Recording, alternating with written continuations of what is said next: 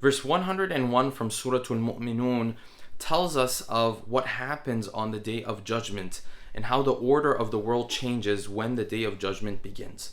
The verses of the Quran tell us that on that day, the relationships that human beings had start to become very different from the way they used to be in this world. In this world, we have relationships with people based on very superficial things at times.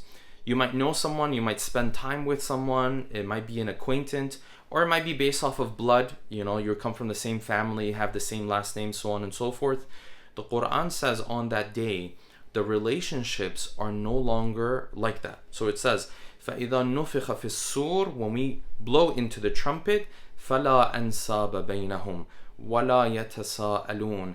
They no longer have the same ties and the same relationships, and they no longer ask about one another. So this is in the context of people who were friends with each other in this world, but their friendship was not based on good things, it was based on disobedience of Allah subhanahu wa ta'ala. When they go to the next world, they don't feel that relationship anymore. They don't feel those ties anymore. Because in the next world, the ties and relationships that the human being has is no longer based off of we spend time together or things that are false or sins.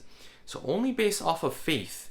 So two people who have faith, even if they haven't necessarily met each other, they feel a strong bond and a connection with each other.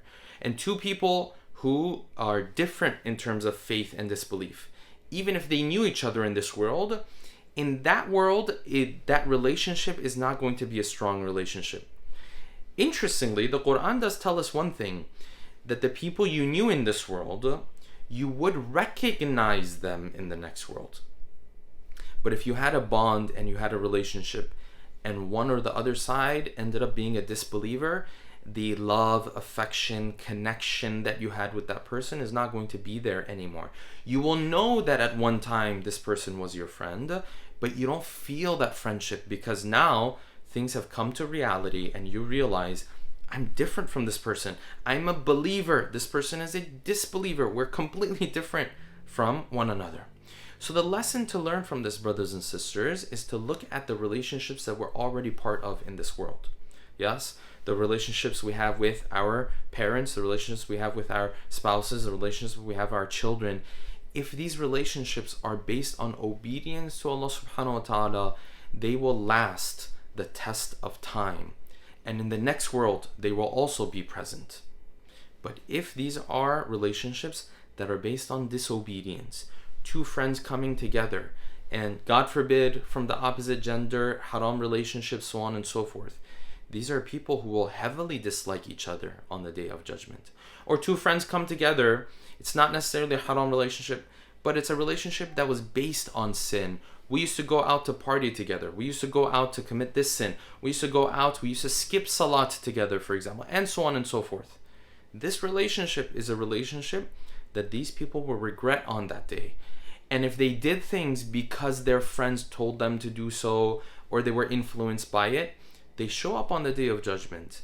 And on the Day of Judgment, Allah subhanahu wa ta'ala will tell them, and they will already feel this, that relationship was not a real thing because it was based on falsehood. And so I might look at my friend and hope for him to help me or for him to tell me what to do. That relationship is not a thing. Everyone is worried about their own situation.